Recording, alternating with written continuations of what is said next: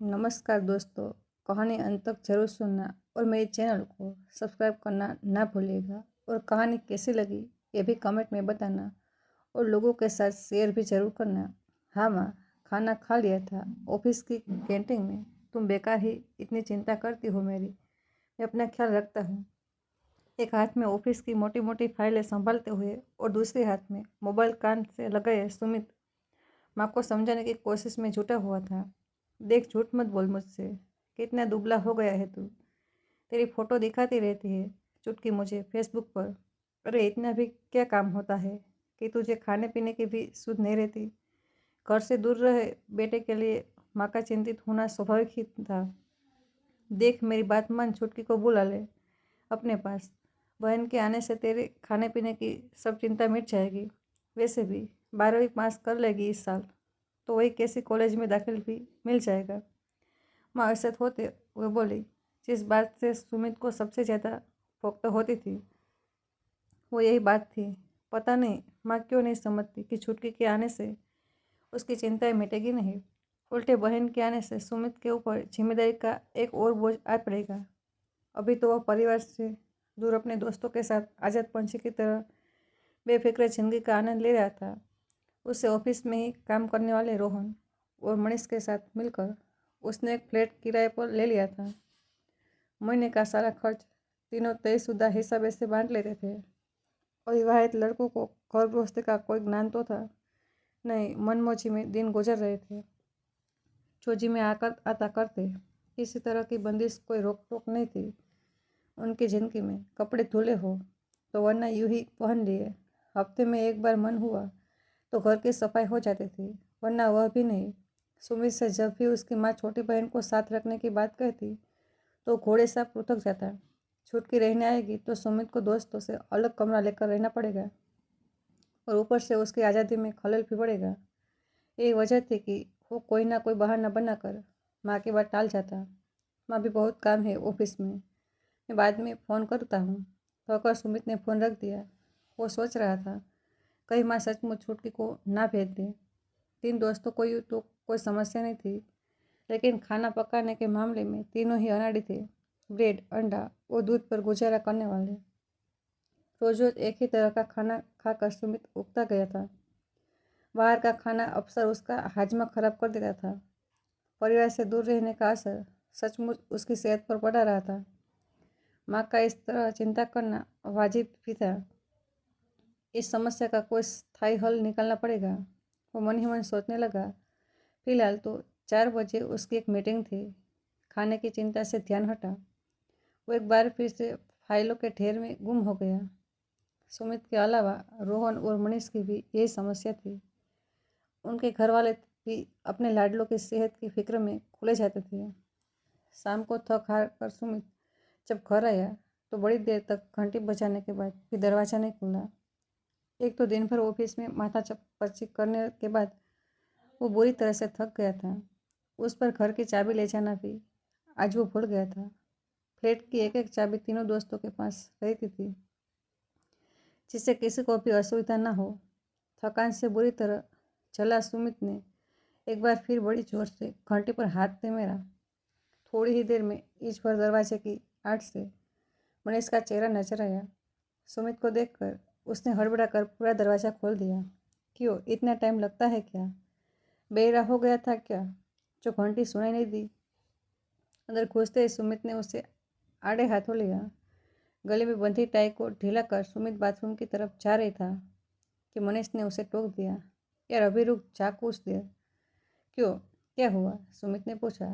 फिर मनीष को बगले झांकते देखकर वो सब कुछ समझ गया।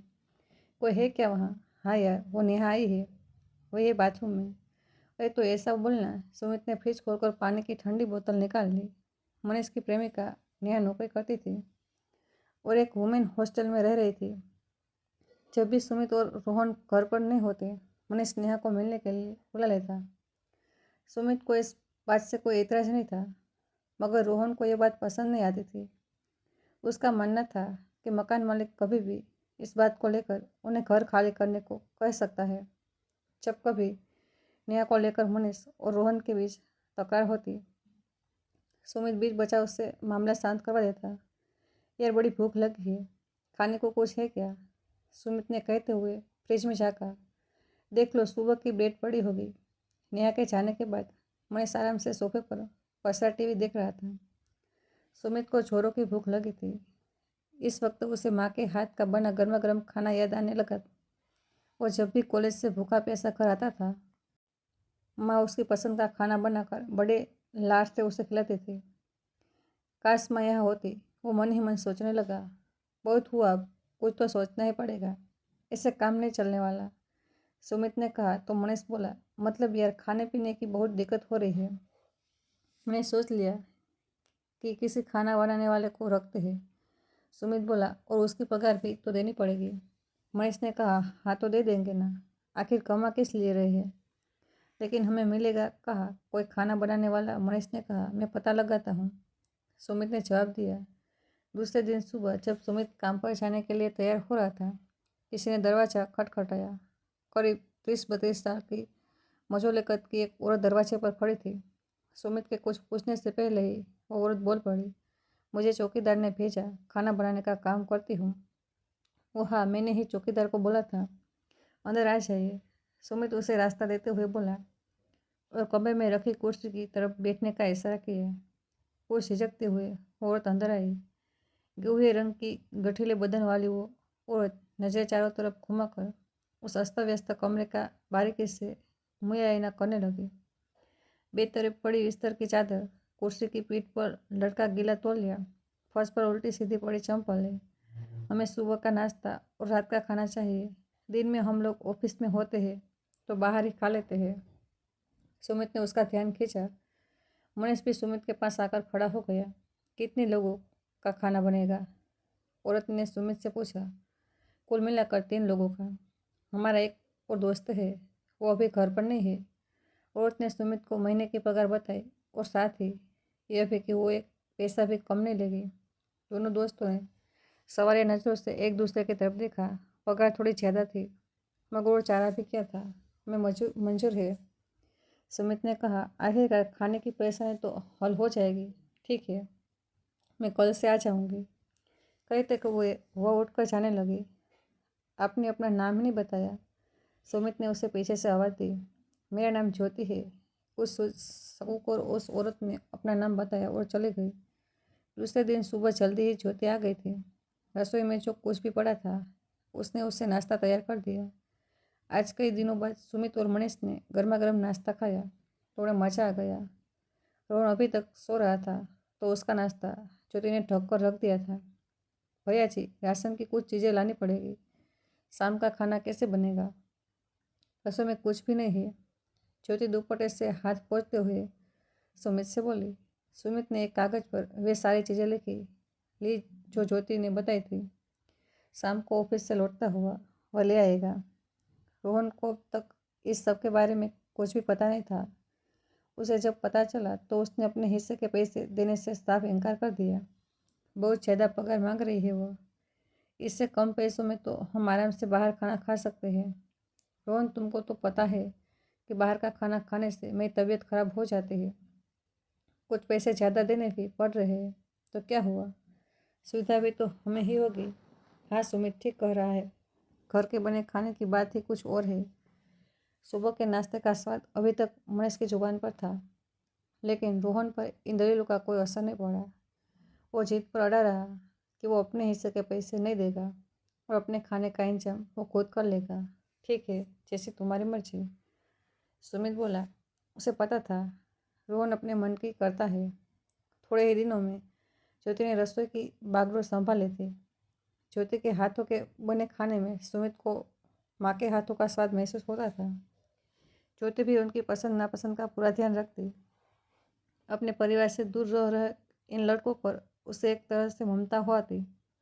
अन्नपूर्णा की तरह अपने हाथों के जादू से उसने रसोई की काया ही पलट दी। कई बार ऑफिस की भागदौड़ के सुमित को फुर्सत नहीं मिल पाती तो वो अब से ज्योति को ही सब्जी वगैरह लाने के पैसे दे देता। जिन घरों में वह काम करती थी उनमें से अधिकांश घरों की मालकिनें अव्वल व दर्ज की कंजूस हो सके थी। नाप तोल कर हर एक चीज़ का हिसाब रख कर उसे खाना पकाना होता था।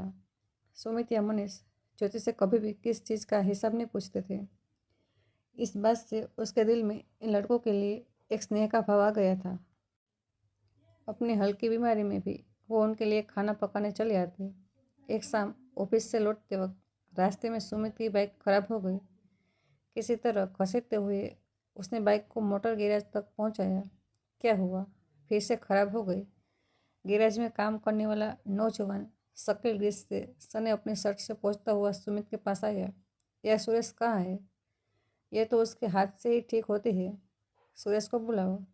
जब भी उसकी बाइक धोखा दे जाती, वो गैराज की सीनियर मैकेनिक सुरेश के ही पास आता और उससे उसके अनुभवी हाथ लगते ही बाइक अच्छे से चलने लगती। शकील सुरेश को बुलाने के लिए गैराज के अंदर बने छोटे से केबिन में चला गया। थोड़ी देर में मध्यम गदकाठी से हंसमुख चेहरे वाला सुरेश बाहर आया। माफ़ कीजिए सुमित बाबू, हम जरा अपने लिए दोपहर का खाना बना रहे थे। आप अपना खाना यहाँ गैरेज में बनाते हैं? परिवार से दूर रहते हैं क्या? सुमित ने हैरानी से पूछा।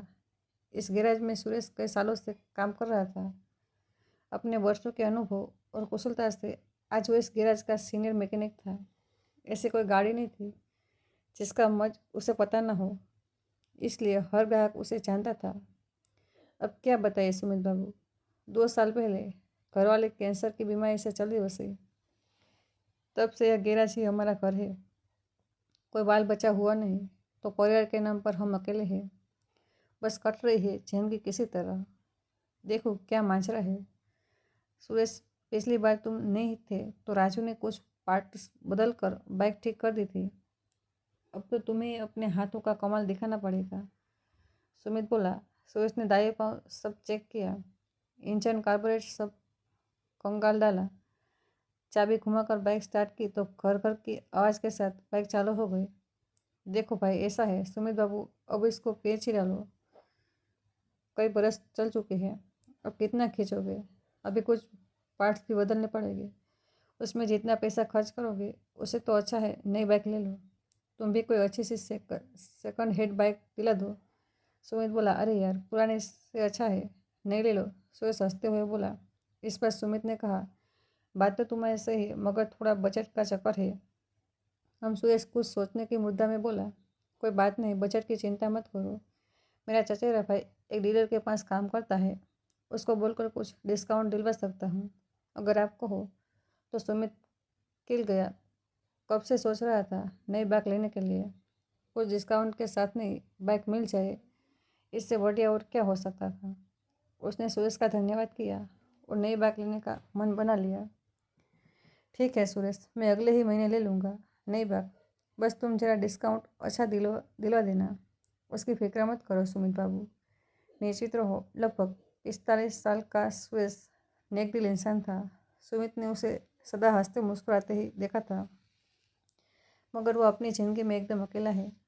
इस बात की जानकारी सुमित को आज ही हुई। इधर कुछ दिनों से रोहन बहुत परेशान था।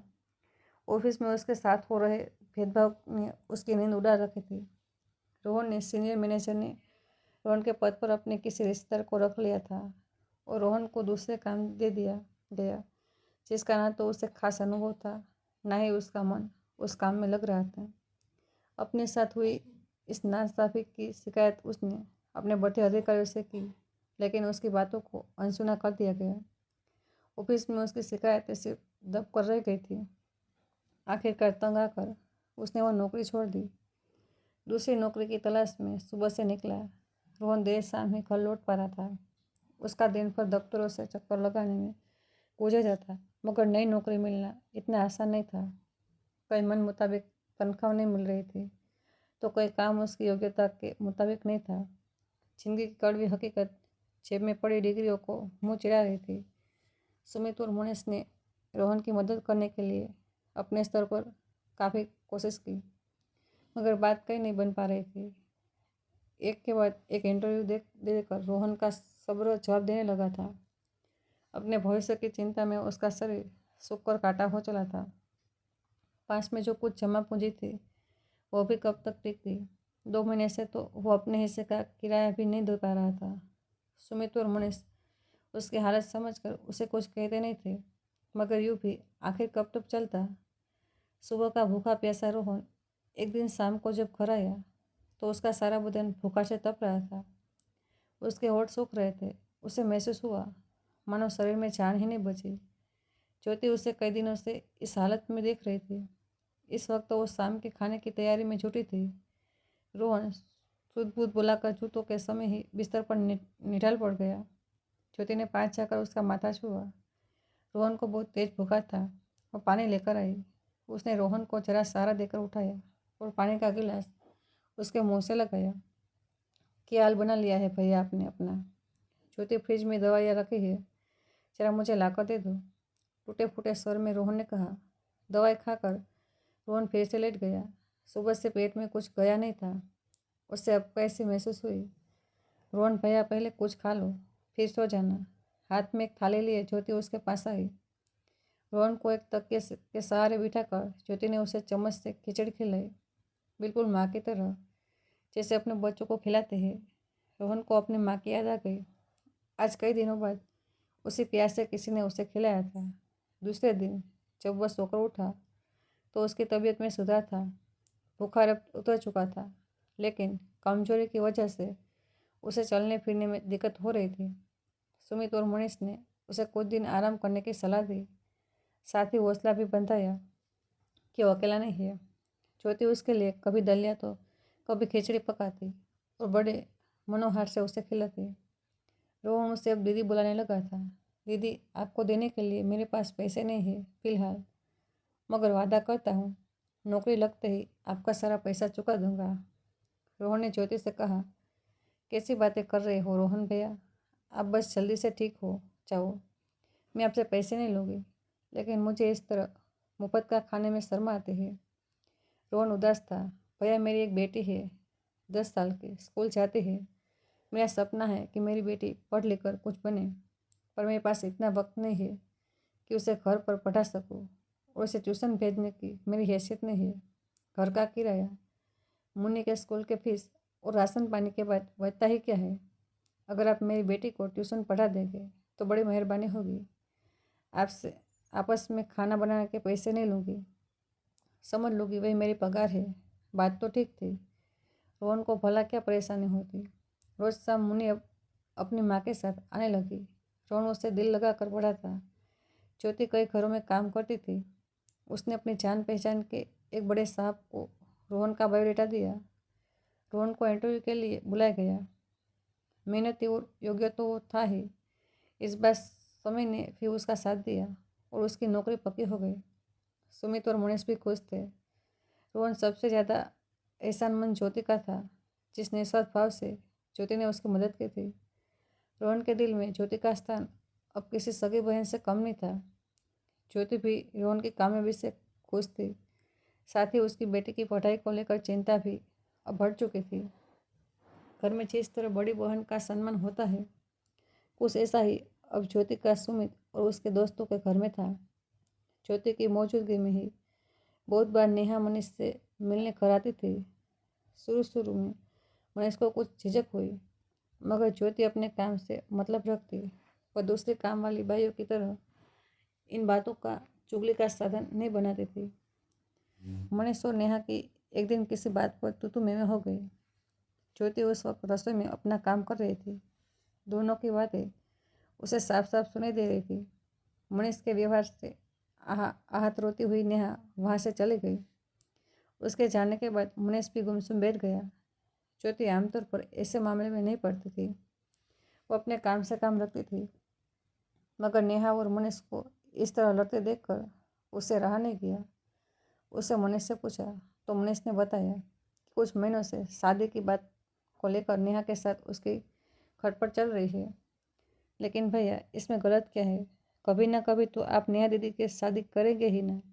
यह शादी होनी बहुत मुश्किल है ज्योति, तुम नहीं समझोगी। मेरे घर वाले जात पात पर बहुत यकीन करते हैं और नेहा हमारी जात की नहीं है।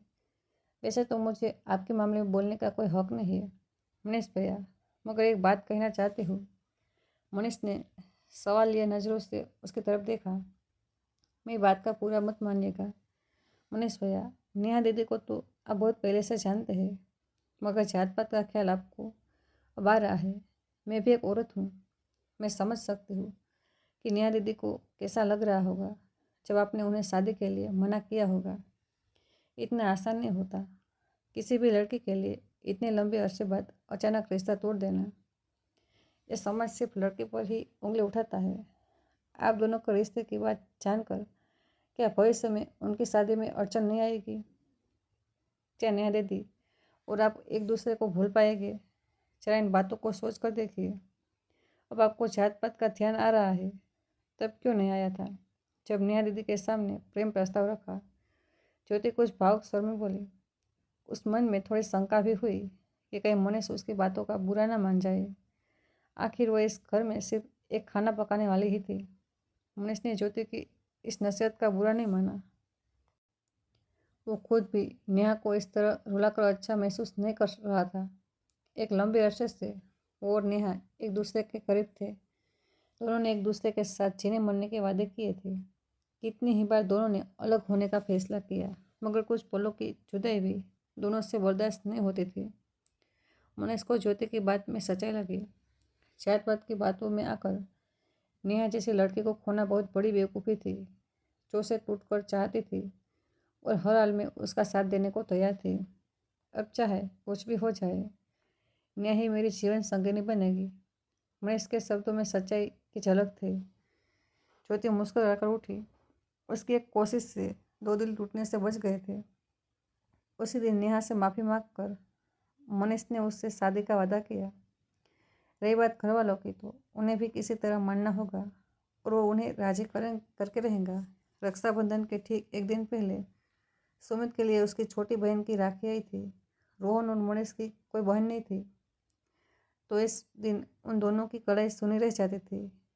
नेहा धोकर नया कुर्ता पायजामा पहनकर सुमित ने उल्लास से लिफाफा खोलकर राखी निकाली।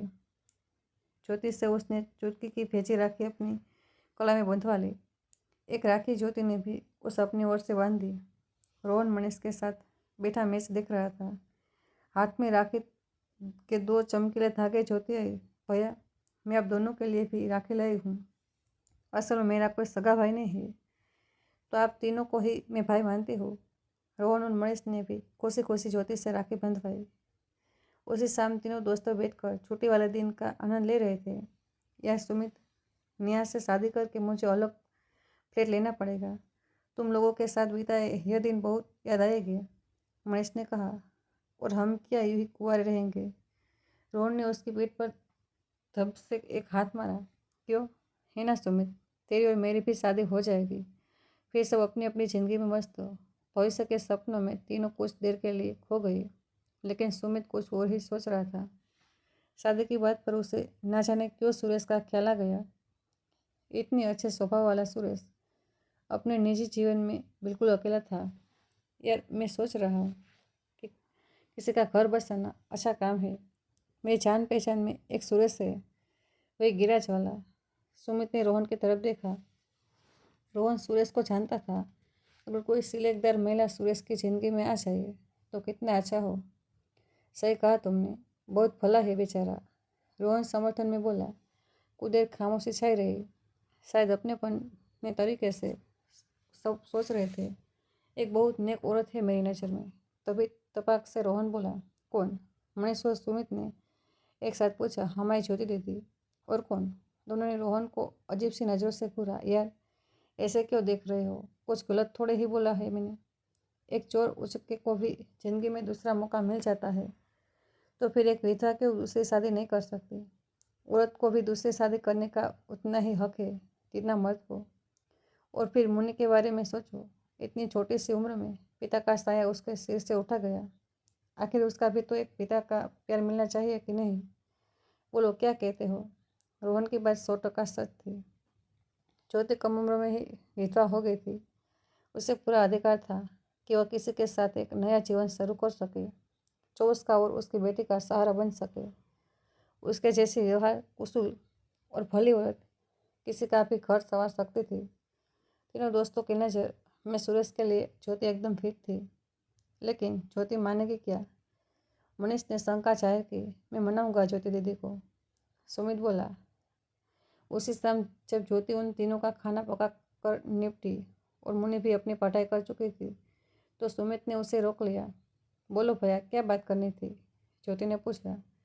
बड़े नाप तोल कर शब्दों को चुनकर सुमित ने अपनी बात ज्योति के सामने रखी। वो कुछ गलत न समझ ले, इस बात का उसने पूरा ध्यान रखा। सिर झुकाए सुमित की बातों को चुपचाप सुनती रही ज्योति। आज तक उसने अपने सगे रिश्ते वालों ने उसका घर बसाने की चिंता नहीं की थी। वो अकेली ही अपने दम पर अपना और अपनी बेटी का पेट पाल रही थी। उसने कभी किसी सहारे की उम्मीद नहीं की थी, लेकिन खून का रिश्ता ना होने पर भी उसके तीनों मुंह बोले भाई आज उसके भले के लिए इतने फिक्रमंद है, ये सोचकर ही ज्योति की आंखों में आंसू बह चले। उसे इस तरह से रोता देख तीनों के चेहरे पर परेशानी के भाव आ गए। सुमित को लगा शायद उसे यह सब नहीं कहना चाहिए था। देखो ज्योति, रो नहीं, हम तुम्हारी और मुनि की भलाई चाहते हैं। बस एक बार सूरज से मिल लो, फिर आगे जो तुम्हारी मर्जी। सुमित ने कोशिश की उसे शांत कराने की। भैया, मैं तो इसलिए रो रही हूँ कि आज मुझे अपने और पराई की पहचान हो गई। जो मेरे अपने हैं वह कभी मेरे सुख दुख में काम नहीं आए, और एक आप हो जिसने खून का रिश्ता नहीं है, फिर भी आप लोगों को मेरी और मेरी बेटी की चिंता है। कुछ संयत होकर अपनी गीली आंखें पोंछती हुई वो बोली, यह सच है कि एक पिता की जगह कोई नहीं ले सकता। मेरी बेटी पिता के प्यार से हमेशा वंचित रही है, मगर मैंने उसे माँ और बाप दोनों का प्यार दिया है। अगर आप लोगों को यकीन है कि कोई नेक इंसान मेरी बेटी को सगी बेटी की तरह प्यार देगा, तो मैं भी आप पर भरोसा करती हूँ। बात बनती देख तीनों के चेहरे खिल गए।